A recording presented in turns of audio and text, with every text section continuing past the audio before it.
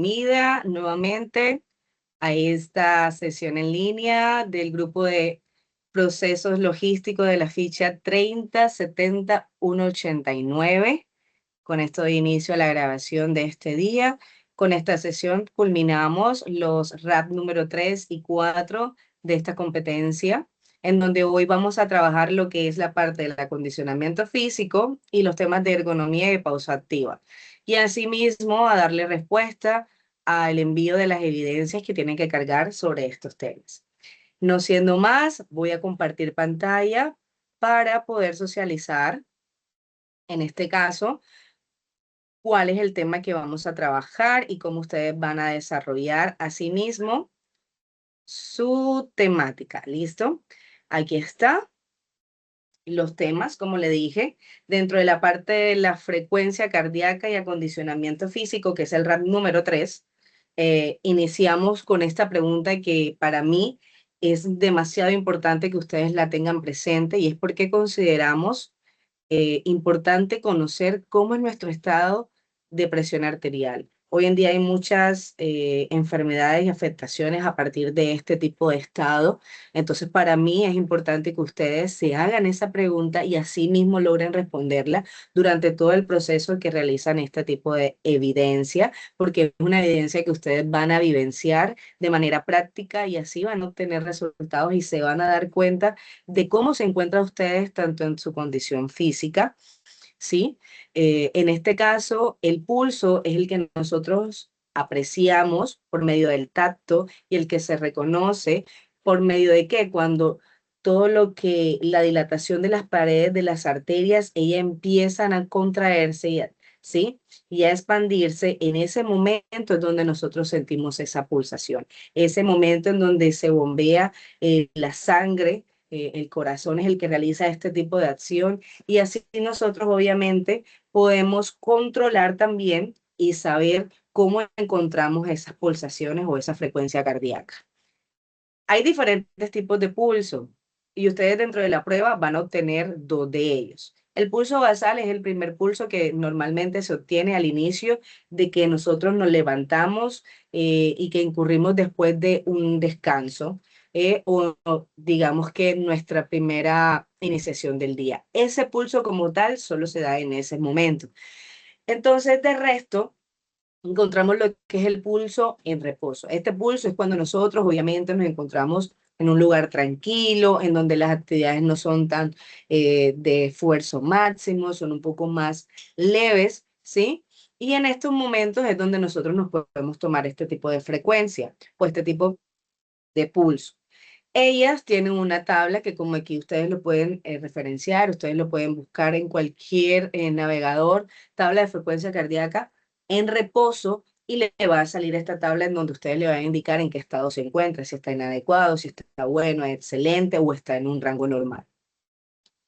Está luego el pulso en el calentamiento, que es el que se realiza también durante las actividades físicas. Ese pulso se toma después de haber realizado el ejercicio o la actividad de esfuerzo que usted ha estado expuesto. Obviamente se tiene que tomar instantáneamente para poder obtener ese dato después de ese trabajo intensificado. Y por último está la vuelta a la calma o el pulso también de recuperación, que se puede tomar de 1 minuto a 5 minutos después de haber hecho esa actividad física.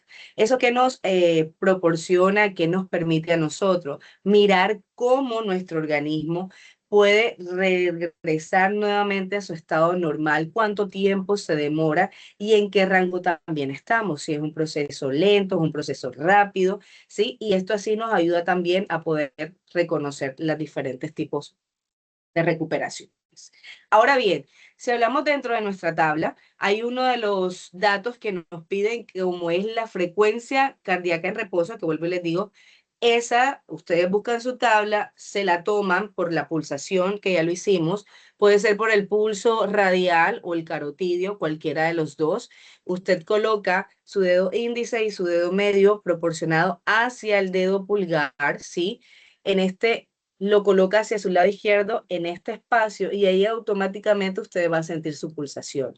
Para esto usted puede hacer la ley de los 15 segundos, ¿sí? En pulsación y luego lo multiplica por 4 y eso va a dar la cantidad de pulsaciones que usted va a tener por minuto. Asimismo, hay una casilla que se llama frecuencia cardíaca máxima y para esto existe una fórmula en donde nos permite obtener ese resultado directamente y es, si soy hombre, hago 220 menos la edad que yo tengo, pero si soy mujer en mi, digamos que en mi ejemplo, yo lo que soy, voy a restar 226 menos la edad que corresponde de de mi persona, ¿sí? Cuando ya yo tengo ese dato, a partir de eso yo puedo saber hasta qué punto puedo exigirle a mi corazón para hacer un trabajo de esfuerzo. Es importante que nosotros también tengamos eso en reconocimiento para que así no podamos abusar también de las actividades, porque esto también es una de las cosas importantes que tenemos que tener en cuenta. Dentro de los datos también nos piden cómo es la estatura, en donde se mide la altura de la persona y la envergadura que se toma a partir de los lados en los rangos del cuerpo. Eso usted lo puede tomar con un metro, lo coloca en la pared, a la altura de los hombros, usted se mide y pues nos debería dar prácticamente la misma altura con los mismos datos de la envergadura. Hay otros datos que es la parte del peso ideal en esta área, pues normalmente existe también esta fórmula o también hay calculadoras hoy en día digitales o en línea, como se dice, que también nos pueden ayudar a obtener este tipo de datos llenando ¿qué? Normalmente bajo el peso, bajo la estatura, bajo el sexo, bajo la edad. Ellos nos van pidiendo diferente a lo que usted quiera saber, así mismo van pidiendo ellos los datos y automáticamente dan el resultado. Esta es una de las fórmulas en las que usted puede obtener también su peso ideal, ya sea hombre o ya sea mujer, y asimismo el IMC, que es el índice de masa corporal que nosotros tenemos, que también nos digamos que nos ayuda a reconocer cómo nos encontramos nosotros a nivel de nuestro cuerpo, si estamos en un bajo de peso, si estamos normal, si estamos en rango ya sea de sobrepeso o obesidad, en qué nivel, 1, 2, 3, ¿sí? Esto también obviamente nos crea conciencia de qué debemos hacer para poder mejorar nuestra condición física. Está también las calculadoras de porcentaje de grasa corporal, en donde nos clasifican también si estamos bajo de grasa, si estamos saludables, sobrepeso, obesidad, así mismo que el IMC. Pero esto nos ayuda también a saber el porcentaje que en nuestro cuerpo habita de ese, digamos que de esa grasa como tal. Hay, como les dije, diferentes tipos de herramientas en línea que nos permiten descifrar o obtener de manera precisa también este tipo de resultados, en donde algunas piden, en este caso, esa imagen que está ahí es de la calculadora de Fit Generation, y en este caso, para el porcentaje de grasa corporal, lo que nos pide es el sexo, la edad, peso y altura. Con esos datos, ella automáticamente nos dice cuál es el porcentaje de grasa que tenemos y en qué clasificación nos encontramos también. Pero hay muchas como mi calculadora, CalcuWord o mi Calcultor, que nos permiten también obtener ese tipo de respuestas rápidas. Si entramos ahora a la parte de las pruebas como tal y de la exigencia de la que ustedes se tienen que dar, aquí tenemos tres de los ejercicios que ustedes tienen que realizar.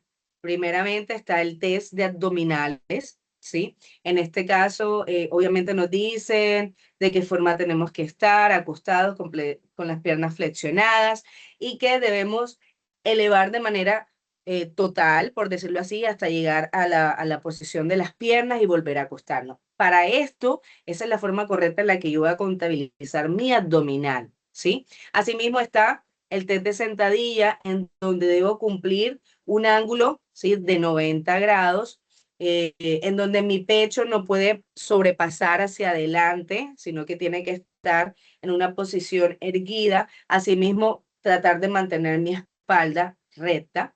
Está el test lumbar, en donde yo tengo que estar también boca abajo, está la posición de las manos en las que tengo que cumplir, y la intención ahí es subir cuántas veces usted eleva, ¿sí?, su tronco manteniendo esa posición sin que los pies se muevan del piso.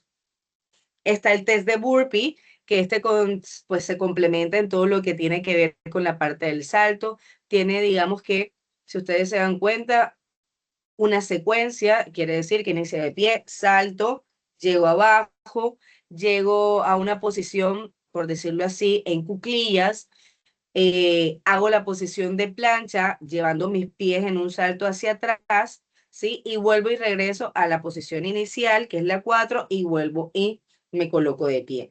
Todo eso tiene que ser de una manera constante, continua, y la intención es que usted, en este rango, pues usted pueda medir su resistencia muscular a medida que usted va haciendo este tipo de ejercicio que es muy fuerte, ¿sí?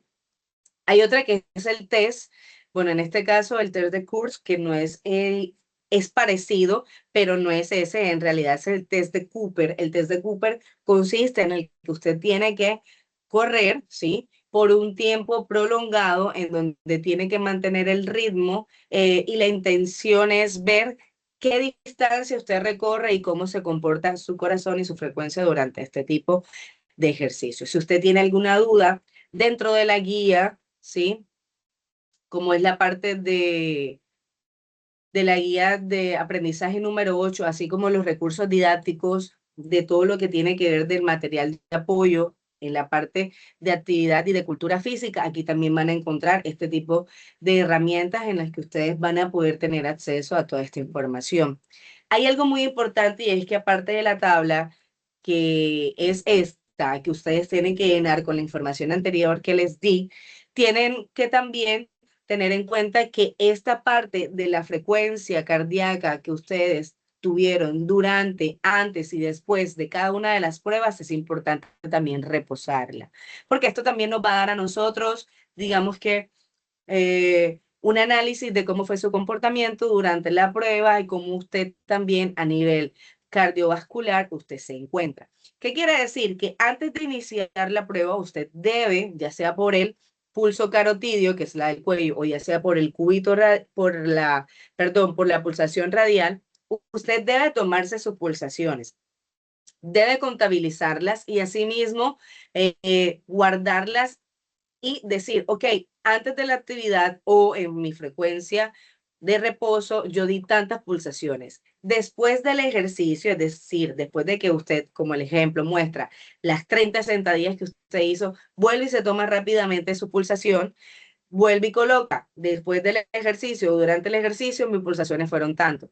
Deja descansar, ya sea 1 a 5 minutos, ¿sí? Usted ya dice cuánto tiempo demora en su recuperación y coloca en recuperación cuántas pulsaciones tiene. Eso lo debe hacer dentro de cada uno de los ejercicios, ¿sí? Es decir, en este caso tenemos 6 pruebas, perdón. Quiere decir que durante esas 6 pruebas debe haber una tabla también de frecuencia cardíaca donde se suministre el reposo, la aplicación durante el ejercicio y la recuperación del ejercicio.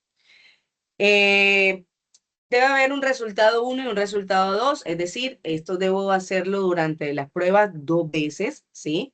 Durante 1 minuto es digamos que la planteación de esta prueba. Entonces, 1 minuto de piernas, descanso, vuelvo y repito para ver que su condición se maneje igual. Y la parte de los baremos es el resultado, ¿sí? Los baremos es como esa categorización donde a usted le dicen cómo se encuentra y en qué nivel está. Aquí al lado hay pronto una de las tablas en las que me puede dar el resultado. Entonces, por ejemplo, está en la tabla de abdominales. Entonces, abdominal por 1 minuto, ¿cómo me fue? Entonces, me califican según la edad. Entonces, por ejemplo, yo tengo 25 años, ¿sí? Entonces, dentro de los 25 años, yo hice 30 abdominales. Entonces, estoy en un promedio, ¿sí? En un nivel promedio.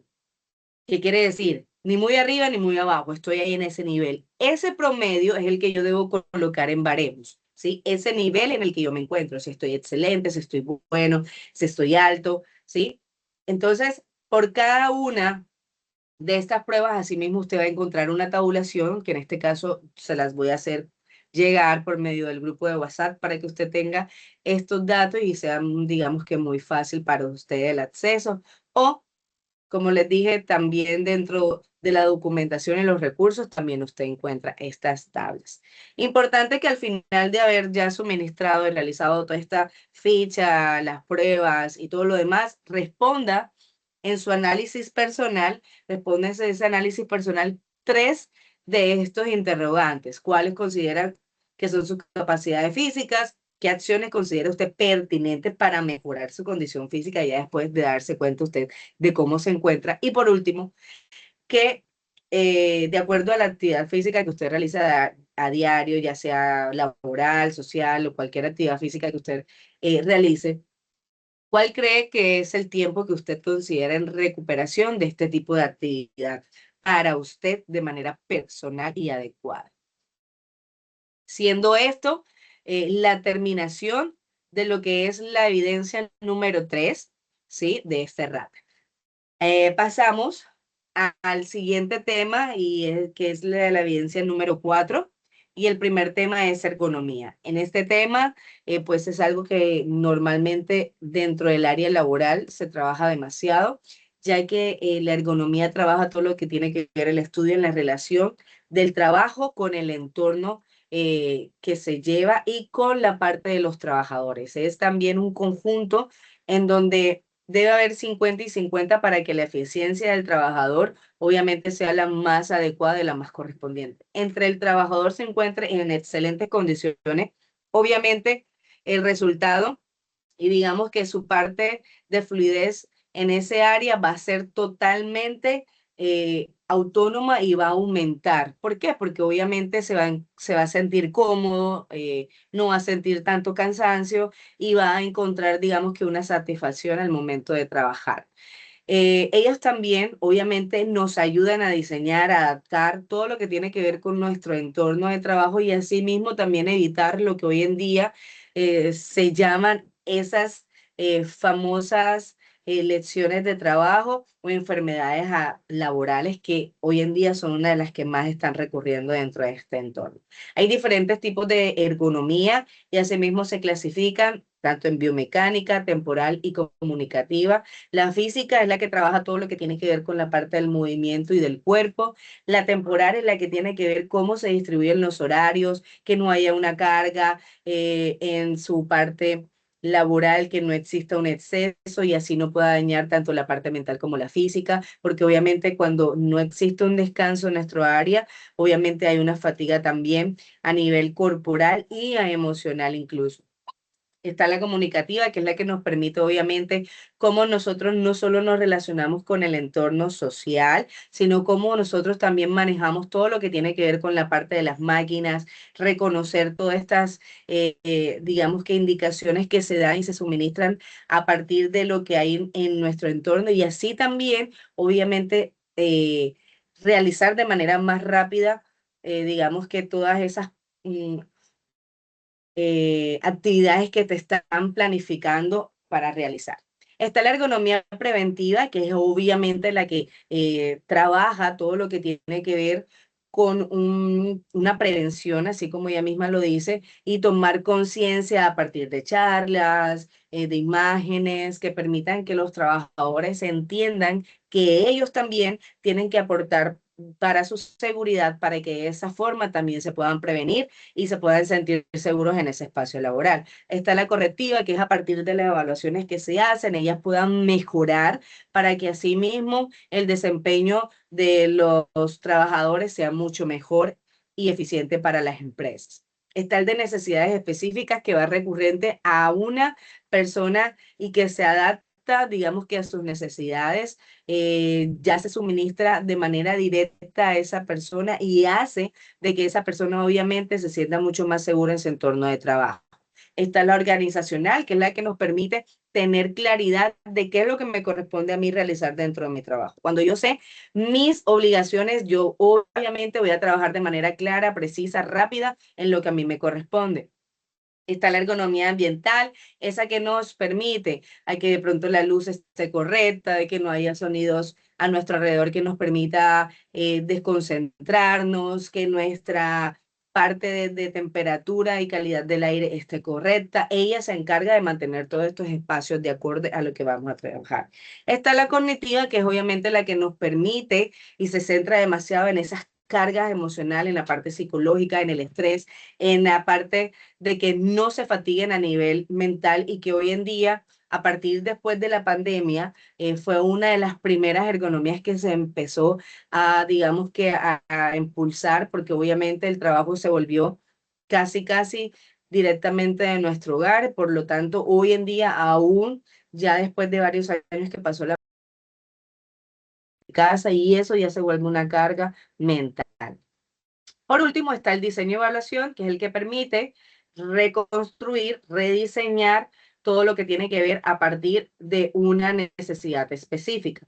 Está la de seguridad, que obviamente nos ayuda a prevenir todo lo que tiene que ver la parte con lesiones y accidentes dentro de un espacio. Y por último, que es la química, que es la que nos permite tener en cuenta de todo lo que tenemos que ver, no solo en un contacto de pronto de sustancias que permitan que pueda generar un impacto a nivel de salud, es decir, que yo pueda ingerir de pronto olor del cloro, que no tengo una mascarilla, que de pronto estoy en contacto con una luz UV muy fuerte, o mis oídos no se encuentran con una protección adecuada, ¿sí? Todo esto permite de que ella pueda ser una prevención para este tipo de trabajo.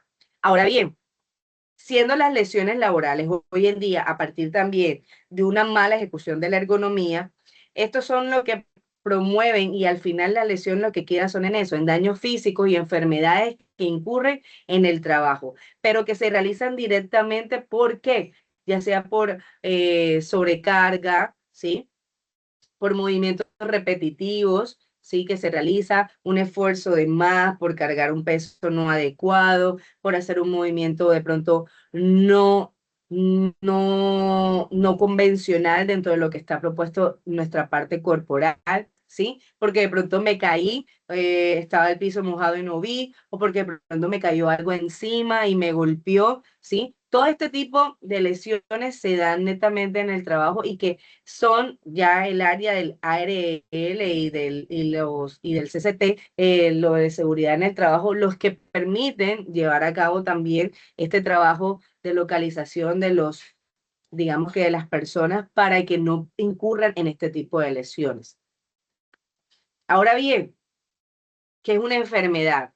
¿Sí? La lesión es lo que me puede ocurrir, pero ya una enfermedad como tal, que adquiere, ya es el resultado directo después de que usted ha desempeñado en su trabajo, ya directo a diferentes factores de riesgo que obviamente lo ponen a usted a que ya se desarrolle de manera constante, por largo tiempo, prolongado, por muchos años, y que su cuerpo obviamente ya lo absorbe y digamos que llega a presentarse como enfermedad. Ya la enfermedad es cuando esto ya de pronto no tiene cura. Nosotros a veces hay alertas como el túnel carpiano, que empieza a dolerme, empieza la tendinitis, pero si no es algo cuidado, si no es algo que de pronto se genera un cambio, obviamente va a terminar en eso, en una enfermedad laboral, y lastimosamente aquí el perjudicado va a ser directamente usted, no la empresa, porque obviamente pues ya después de un largo rato de trabajo y de pronto del proceso legal, ellos pues ya tienen que pagar, pero al final el que va a ser más perjudicado aquí va a ser usted, porque está jugando con su salud, su parte física, su parte emocional, su parte mental. Todo puede cambiar, depende de las condiciones en las que sean las enfermedades, así usted mismo puede quedar. Hoy en día hay una ley vigente de este tipo, que es la 1562 del año 2012, en donde dice que tiene como principal objetivo actualizar y fortalecer este sistema general de riesgos laborales. Esta ley busca, obviamente, mejorar todo lo que tiene que ver con la parte de las condiciones de seguridad en el trabajo, ¿sí? Y promovernos, obviamente, a la prevención. Eso es lo que está apuntando hoy en día, a prevenir. Cuando nosotros tenemos conciencia, sabemos, aprendemos, identificamos, reconocemos, vamos a prevenir muchísimas cosas. Pero muchas veces pasamos eso por inadvertidos, y al final, vuelvo y les digo, los que van a terminar causantes en este tipo de enfermedad van a ser ustedes. Las más reconocidas, o las que de pronto las más comunes que se ven hoy en día, son los dolores de espalda, más que todo a nivel lumbar, fatiga visual, en donde ya obviamente tienen que utilizar lentes sí o sí. Está la parte del túnel carpiano que le dije, el estrés y depresión que también está hoy en día, mejor dicho, echando demasiado. Ahora, las diferentes enfermedades también se clasifican ya sean respiratorias, en dermatológicas, da- derma- dermatológicas, perdón, están lo que son los trastornos musculoesqueléticos y también las psicosociales. ¿Sí? Esas son las cuatro enfermedades o trastornos que ella se está desenvolviendo hoy en día.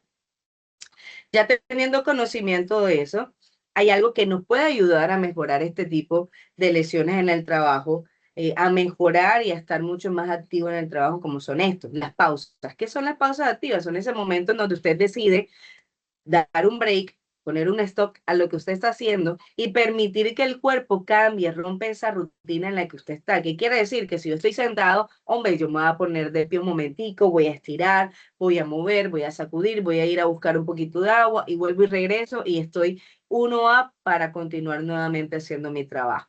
Esto a mí me va a permitir, obviamente, al cuerpo hacer ajustes. Si yo estoy mucho tiempo sentado, me va a permitir que si yo me coloco de pie, mi sangre vuelva nuevamente a circular, mis músculos no se queden ahí, como uno dice, contraídos o entumidos, y me permita también estar más relajado dentro de mi trabajo. Es importante que este break tiene por máximo 10 minutos, ¿sí? No es más de eso. Y ahora, ¿qué beneficios a mí me promueve yo el hacer eso, estar activándome a nivel articular, ya sea a nivel mental, ¿sí? ¿En qué me promueve? Me ayuda mucho al descanso, ¿sí?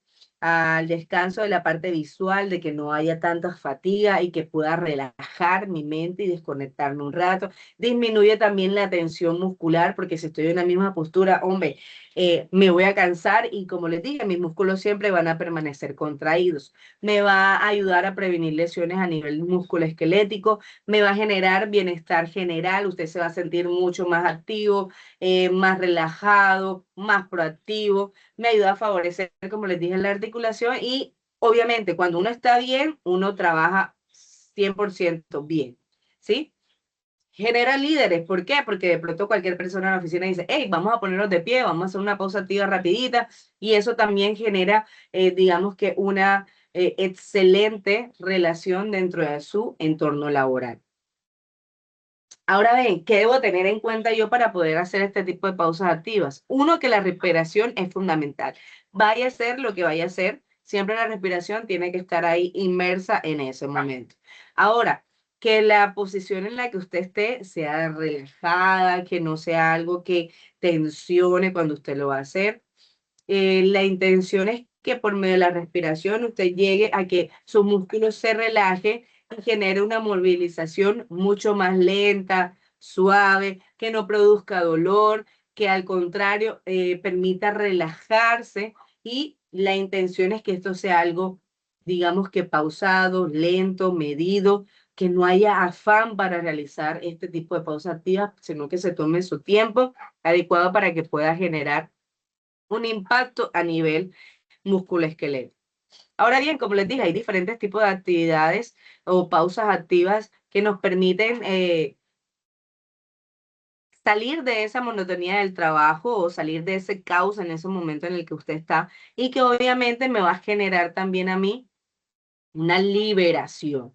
Están las actividades lúdicas, que son todas esas actividades, juegos, dinámicas que permiten que podamos fortalecer incluso valores, fortalecer trabajo en equipo de la oficina, nos ayuda también a conocernos, a mejorar de pronto estrategias de comunicación internas en un grupo.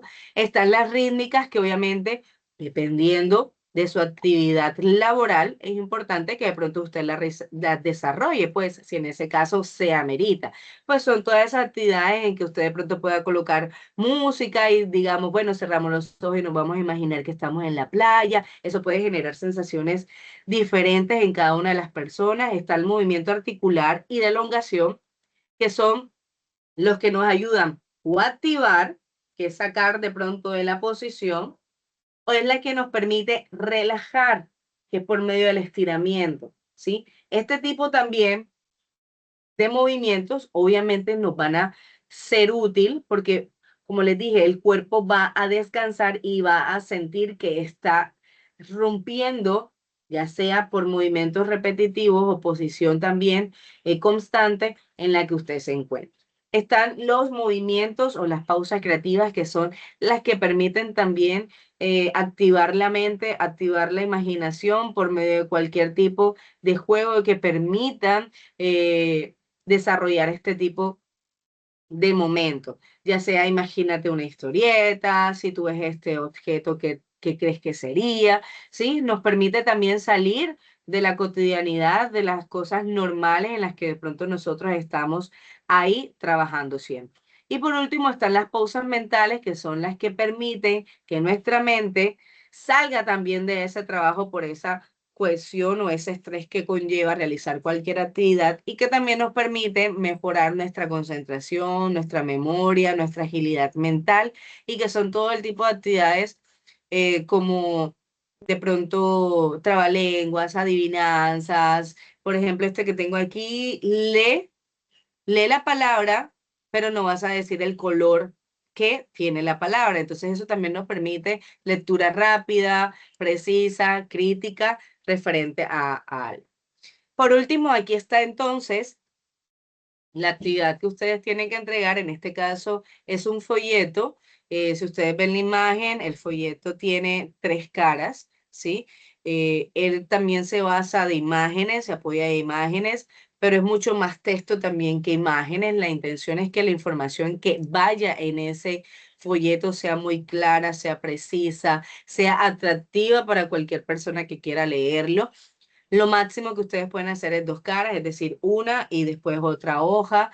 La intención es que esto usted, obviamente, todas las 2 evidencias las convierta en PDF para poder cargarlas en cada uno de los, digamos que de los ejes donde tiene que cargar su evidencia. Tiene que tener en cuenta también los lineamientos de evaluación y de entrega, porque esos son los que obviamente nosotros como instructores estamos regidos para eso, para evaluar que usted cumpla y esté todo completo dentro de su evidencia. Entonces aquí, ¿qué nos permite? Que el folleto obviamente nos muestre cuáles son las lesiones más comunes que se van presentando dentro de un entorno de trabajo, cuáles son de pronto las posturas inadecuadas, cuál sería la importancia de implementar una pausa activa dentro del área laboral, ¿sí?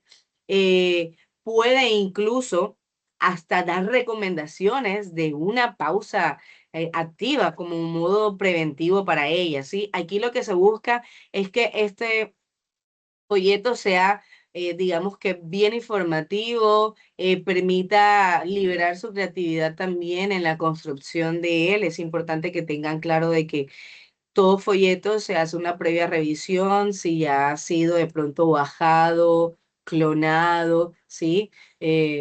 Y borrado de pronto los derechos de autor de otra persona que ya lo ha de pronto con anterioridad utilizado. Entonces es importante eso, que usted se tome al menos el tiempo para poder crear algo chévere con esta información que se deja para hacer 1000 cosas. Entonces, no siendo más, esta es la información referente a estas 2 evidencias correspondientes a la competencia de cultura física en el grupo de procesos logísticos 3070-189, que tienen hasta el día domingo 24 de mayo hasta las 11:59 de cargar sus evidencias para su evaluación y completar la aprobación de su competencia transversal. Para mí ha sido un placer estar con ustedes aquí, compartirles este tipo de conocimientos y poder haber brindado también cualquier tipo de aclaración de sus dudas. Espero que se encuentren muy bien. Nos vemos en una próxima ocasión. Muchísimas gracias. Aquí dejo de pronto de compartir. Si tienen alguna inquietud o algo, con mucho gusto se las puedo aclarar. Si no haciendo más, entonces nos vemos en una próxima ocasión. Muchísimas gracias por su participación y que tengan una excelente noche.